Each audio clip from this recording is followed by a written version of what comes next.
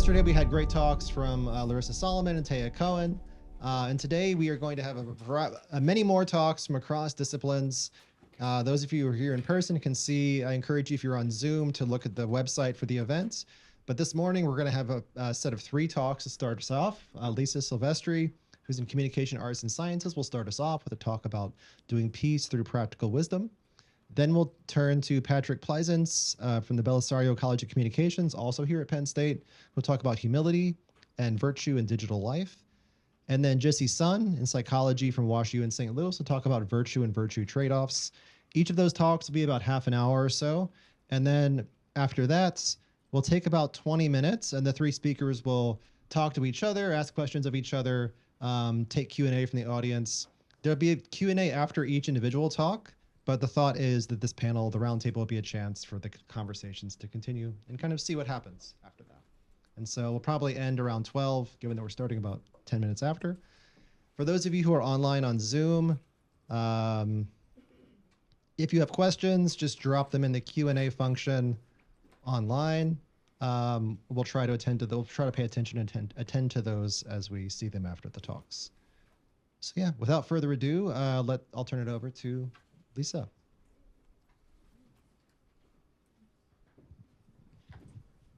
right, thank you. Good morning. I'm so grateful that Daryl got us all together. We were talking about how he has this natural gift for being able to see an epistemic ecology or ecosystem in a way that brings really thoughtful people together. So I'm excited to be here.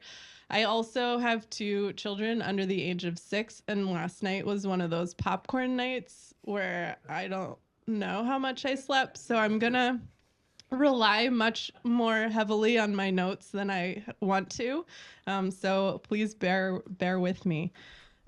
I'm excited to be here to work through some of the ideas that I was working through in my forthcoming book, Piece by Piece, Risking Public Action, Creating Social Change, because it is a turn in my scholarship, and so I would like to make this line of thinking a more permanent strain. And so that's what I want to work through with you here this morning. But I want to start with someone else's book because Robin Wall Kimmerer in this book, Braiding Sweetgrass, she tells this anecdote that really bothered and therefore struck me. And she recounts a time where she administered a survey to her general ecology students, asking them to rate their knowledge of the positive interactions between humans and the land. Their survey responses averaged 0. She writes, "I was stunned. How is it possible that in 20 years of education, they cannot think of a beneficial relationship between people and the environment?" I share, and maybe some of you do too, this bewildered heartache for young people today. Yeah, I think I can do that. Make it bigger. Can you do it? There's so many screens. I can. Kimmerer's ecology students have little expectation for positive interaction with the earth, and who could blame them? I know my own students relay to me with startling fatalism what it's like to go to school after a mass shooting while the adults debate the merits of gun regulation. Young people, the ones that we teach, are justifiably losing their expectation for human goodness, and with it, a secure attachment to the world. So how might we get them to reattach? First, as Kimmerer's anecdote suggests, they need more stories of goodness. And that's one thing my book tries to do. I offer 8 case studies based on interviews and field research. But another is that they need to feel empowered to do good themselves.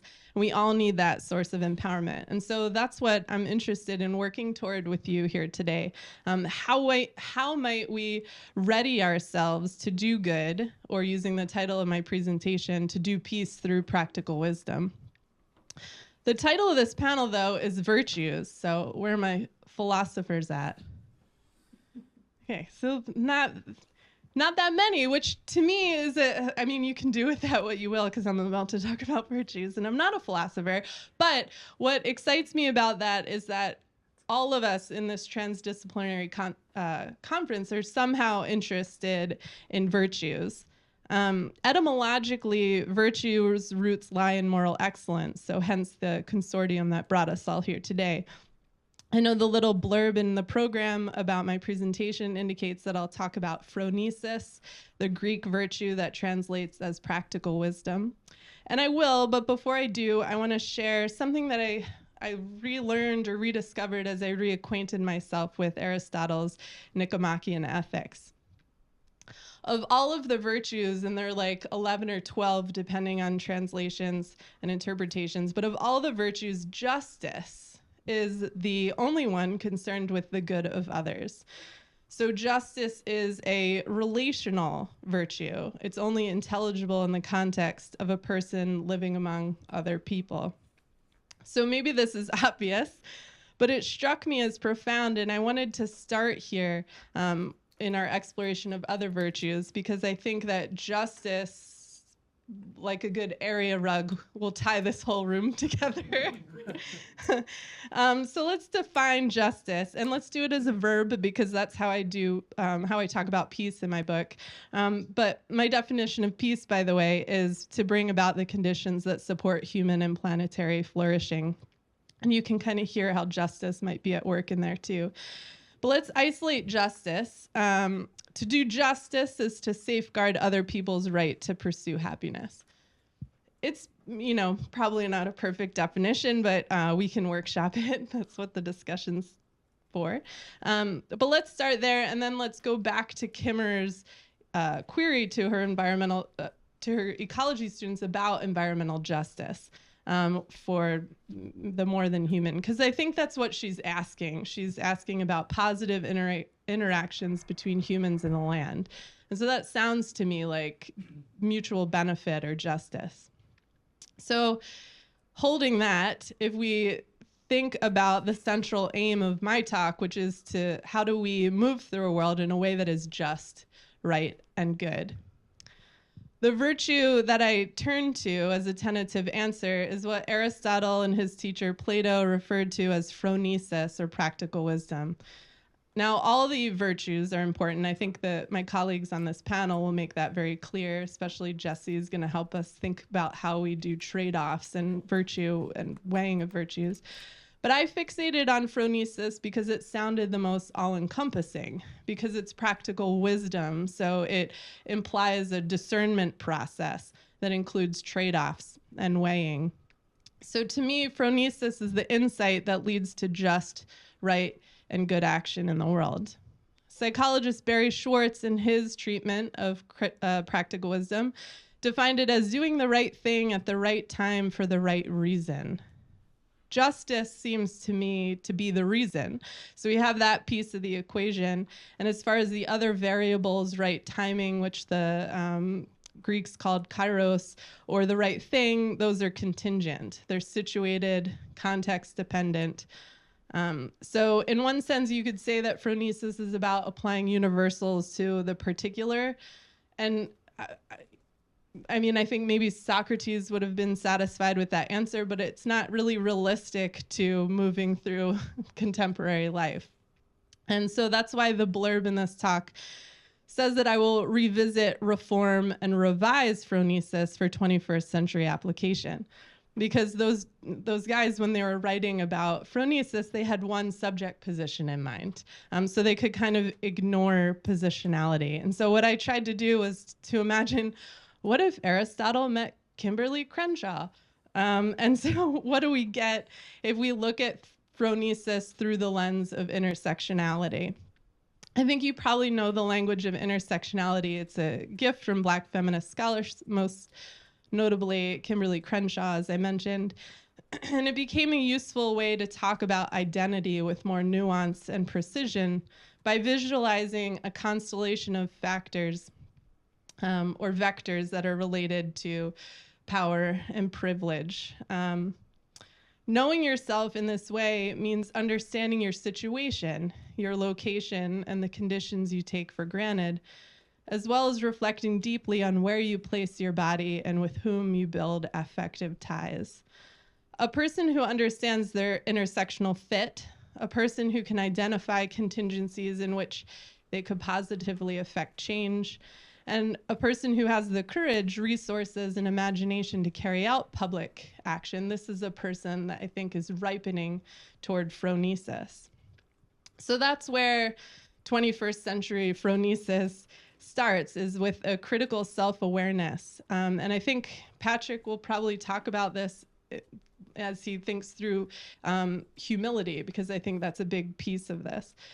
So what I'll do with the remainder of my time then is to offer the key takeaway that I got from researching phronesis as a process. It's not, not just as a character virtue.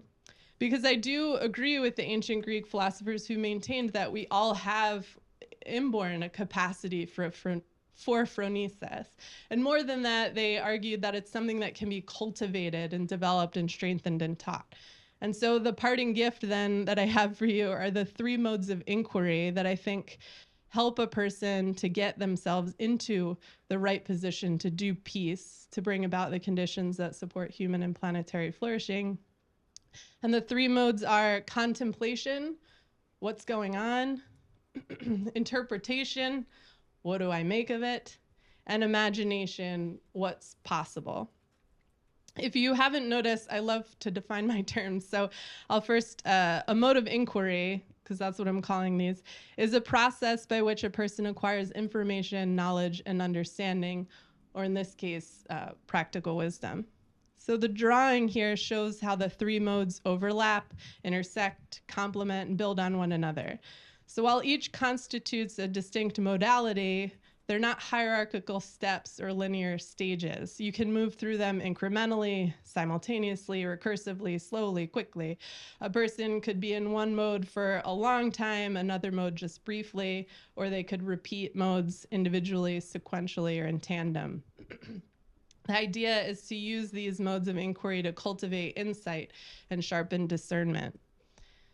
Now, the book, if you have a chance to read it, draws from interview research with people who are doing peace through practical wisdom. I don't have enough time to share all those stories with you. They're really dynamic and complex. It would feel, wrong to rush through them. But I will say a few more things about what I mean by contemplation, interpretation, and imagination. So contemplation has to do with a fundamental curiosity about the world. Curiosity comes from here's another definition. Curiosity comes from the Latin root cura, or to care. And so to be curious is to care. And to care means to pay attention, to notice, to be bothered, to be concerned. And as a mode of inquiry, contemplation asks what's going on and then relies on a broad, sustained vigilance. It's like you're keeping your antenna lifted toward the call of conscious. So I will give a quick example. One of the people in the book describes how she noticed that on evening drives in the summertime, the windshield didn't have as many bugs on it as it did in the years past. So just started with that, like, what's going on here? And it was just kind of an open-hearted curiosity. And then from there, you move to, what do I make of it? So if contemplation is general attunement, then interpretation is specific focus. Interpretation involves making choices about where to focus your attention and becoming critical about your own positionality relative to the context of concern. William James writes, focalization implies withdraw from some things in order to deal effectively with others. We can't move through the world trying to sort out every single thing. That would be exhausting.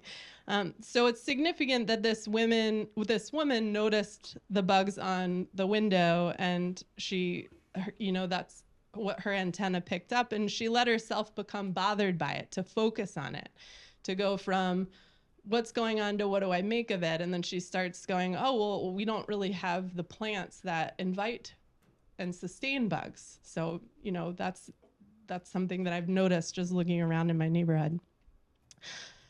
Interpretation means taking stock of what we know, who we know, and how we know it, and what works. It draws from tacit knowledge, or the knowledge that you gain from living your life. In this way, it's not a bird's eye view. It is your view, which means it's your ability to understand or misunderstand, as the case may be, what is going on. She had to have a previous experience with scraping millions of bugs off her windshield just to notice the fewer bugs. So as a mode of inquiry, interpretation relies on choice and judgment. It moves from what's going on to what do I make of it, and then from there we get what's possible. Imagination is about summoning possibility. Imagination is future-oriented, embracing the new and unrealized. But it's not dreaming. It's not pie in the sky, all things being equal. No offense to John Lennon, I love that song. But the imagination that I'm talking about is anchored in the sticky particulars of the present, with all of its hang-ups and constraints. In his writing on the moral imagination, John Paul Lederach describes it as the capacity to imagine something rooted in the challenges of the real world, yet capable of giving birth to that which does not yet exist. Imagination helps us break free of normative thought patterns and habitual behavior. If interpretation helps us grasp that which has already been done, the cut and dried paradigms at play, then imagination considers what it would mean to do something different, to act out, or to misperform. I can't leave you hanging about the bug lady. So what she ended up doing was planting renegade gardens all over her town. And I mean all over. So she did pollinator gardens in like the medians in unused lots, fruit and vegetable gardens, medicinal plants and bushes. At first she did it guerrilla style. So she would just like spread wildflower seeds on unused lots, but then she got the whole town involved. So the firehouse has tomatoes, the elementary school has berry bushes, the police station has corn, even the town cemetery grows pumpkins, and they joke that that's the best soil. So just by noticing an absence of bugs, this person, this 75-year-old woman, in fact, started a movement that went beyond bugs to food production and sustainable living. And so now this little town in Yorkshire that had only grown sheep and cattle now feeds itself and is really committed to sustainable living, and they're really proud having done so. So the three modes of inquiry, contemplation, interpretation, imagination, coalesce to form practical wisdom or right action. By moving recursively through the three modes of inquiry, a person may eventually arrive at a critical juncture where they find themselves in a position to be of benefit, a position to act. But it takes courage to act. It would be a lot easier and safer not to do anything at all. But may we let small action be the antidote to our apathy and our fear. As political theorist Hannah Arendt wrote, the smallest act in the most limited circumstances bears the seed of boundlessness, because one deed and sometimes one word suffices to change every constellation. The three modes of inquiry condition us to recognize our unique ability to respond, our response ability. Feeling a responsibility to others moves us to action. Philosopher Emmanuel Levinas says it's our ethical responsibility to show up for one another. Levinas is a Lithuanian Jew and the only survivor in his family of the Holocaust, and he developed a theory of intersectional ethics grounded in our mutual obligations to each other. And he writes, "I am he who finds the resources to respond to the call." Responses will vary, of course, and that's the point. Finding resources requires creativity, effort, and invention. Responding to the call is an opportunity to exercise practical wisdom. Each of us can contribute within the limits of our tether. This is how it's done, bit by bit, piece by piece. What's going on? What do I make of it? What's possible? Together, these modes synthesize what I learned about the process of doing peace through practical wisdom while writing the book, and I offer them as a set of lenses, not as a tried and true formula or method. Moving through these modes doesn't guarantee practical wisdom, but together they can illuminate what the right next steps toward peace might be in personal, organizational, community, national, and global contexts. And I think that's something that we can offer our students and ourselves. So thank you.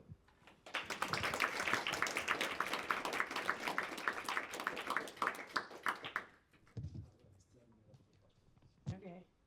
Anybody have any questions? Lisa, pass them up around. I loved your talk. That was fantastic, and it coheres with a lot of what I was been thinking about with character and moral awareness. And the one question I have with interpretation and how you phrased it, and I love the definitions.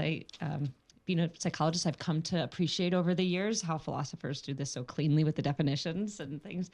But you use the word make choices about where to focus your attention, and that led me to wonder about how deliberate that is. So this verb of making choices and how you're thinking about interpretation, because, going back to what I was thinking about yesterday, I think so much of this happens without our awareness that the contemplation, the interpretation, and it's developed in some way. And so I wondered if you could talk a little more about this idea of making choices of where to focus your attention and the deliberate versus how that gets automated, or how people do it a little more naturally in terms of their own seeing things and then doing things, and so where the deliberation in that process.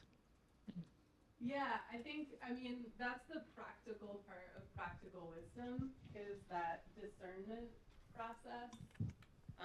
And I think that's why I rely on the language of intersectionality, because it's one thing to have an open heart and want to change the world and make it better, but you have to kind of know what you have to offer, maybe nothing. There's other stories in the book where part of the discernment process of a particular person who wanted to make a positive impact in this thing was recognizing his own limitations and having to create an advisory board. And so that's why I argue that it starts with that form of self-knowledge that is really about your understanding your intersectional fit and the different power structures at play, and recognizing that I think we're probably all in here heartbroken by a lot of things in the world. But there are only certain circumstances in which we have agency. And so I think that is the big piece of it, moving from what's going on to what do I make of it and what's within my capacity. Does that answer what you're saying?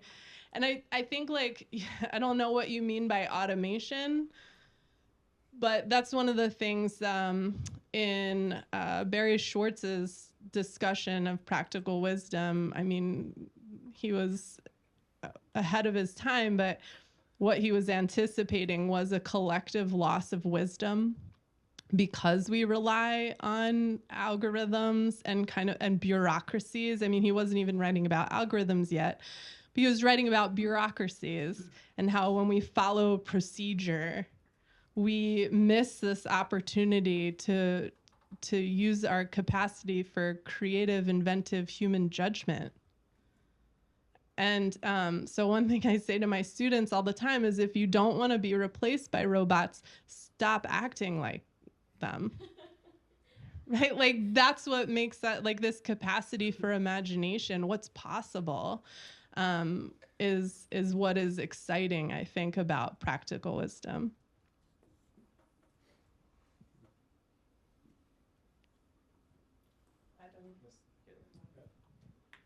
Uh-oh, that's a philosopher. I'm sorry. I like the talk and I love the project. So it's less a question, just a suggestion, and I want to bounce it off you and see how it might fit into the framework, which I like the framing of it in terms of virtues. And you mentioned at one point Aristotle has whatever, his 12 or his 13. But we can add to that list, right? So a friend and a collaborator of mine, Alex Madva, has this idea of a family of virtues that we, as educators, would do well to try and inculcate in our students, which he calls structure-facing virtues, it's a kind of skill, or however you think of virtue, it's a kind of thing that you can train people to do, which gives them the capacity to do a lot of the things you were talking about, to notice how structures form the choices people can make and give them agency or take it away, and also like see opportunities for action. But you can think about this through the virtue framework, which is typically very individualistic, like you mentioned, but it's a thing that you could teach individuals to like open up the world of structures to them and then sort of do a lot of the things that you were pointing to. So would that fit in with the way that you were thinking about this, or would you have reason to resist it, or would you? I have no reason to resist it. I think that I hadn't known about that. And it sounds to me, I don't know, I think Jessie might have just left, but I was curious because she's going to be talking about weighing virtues and virtue trade-offs. And so I wonder if that is like one of the animating factors when you think of working within a virtue structure, if the aspect of weighing is more like foregrounded. But I mean, I think that's really helpful. It's hard when students say, what structures? This is a meritocracy. If you work hard, right, you should make it. So that, I think anything that is going to draw their attention to the idea that there are like systemic and structural forces at play is welcome. And like, a great supplemental reading or like something to be able to point them to that comes from the tradition that I am just borrowing from. I am not a philosopher. I like to hang out with them. Okay, thank you. Two thoughts. This is just, so I'm a philosopher, and I have the prerogative then to just be fussy even when there's really little substance to the point. But for Aristotle, all of the virtues are other regarding. Friendship is a virtue. In fact, 2 chapters of the Nicomachean Ethics are about friendship. And the reason they're all other regarding is because he says at the beginning that it's part of politics. It's part of how to structure a well-functioning polis. So that's one thing. The other thing is, if you could take your students to a sentencing hearing, right? So I was recently at one. Somebody had been convicted of white-collar crime, and the statutes say 3 to 6 years. And the purpose of the hearing is to decide where in the 3 to 6. But there's no algorithm, and there's no statute. So, and it made very vivid for me why their judges are called judges. And you talked about judgment, and I think you're absolutely right. I think cultivating the capacity for weighing different considerations in a way that shows some sort of practical wisdom. So at any rate, I strongly recommend taking students to sentencing hearings. You may have more learning outcomes than just the recognition that that yes. Judges do judging.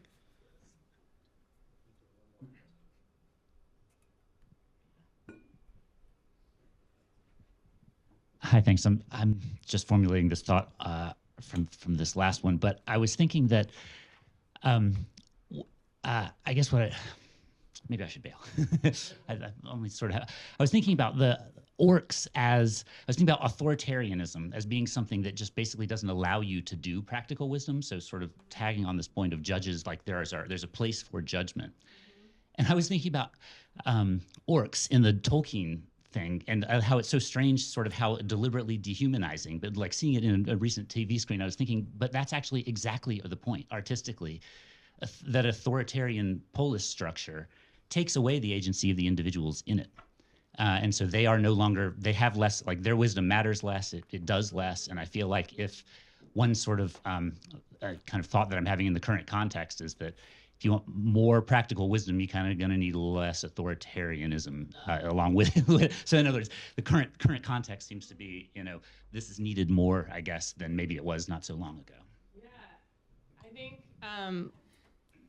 I think practical wisdom is extremely important in authoritarian context. Like, I think it's maybe the obstacles to practical wisdom are greater, but I think the human need for it, like, so I'm thinking of, I don't know if you remember the flash mobs in Belarus, like all these young people, they're like, okay, at 3:00, we're just gonna walk around the square smiling. And they captured it and posted it online so people could see them getting arrested for smiling. Or they would say, oh, we're going to go, we're going to do the same thing next week, and we're going to just go and eat ice cream cones. And so you see all these young people just eating ice cream cones and the police kind of just losing it, right? And like, to me, that is like the special sauce. Like, that's doing practical wisdom because they understand all, like, the layers of structure, right? Like, we're going to get arrested for eating ice cream, but we're going to show the whole world that we're getting arrested for eating ice cream. Or like the white paper protests in China, right? Like, these are like, that is the essence of human invention and human creativity, like, where I'm like, an algorithm couldn't do something like that because it doesn't make logical sense. It's not probable. And so, like, that's what I love about practical wisdom, is because the most practical thing to do is not always the most rational. And so, like, I think, this is the time, under the boot of authoritarianism is when we really have to get creative.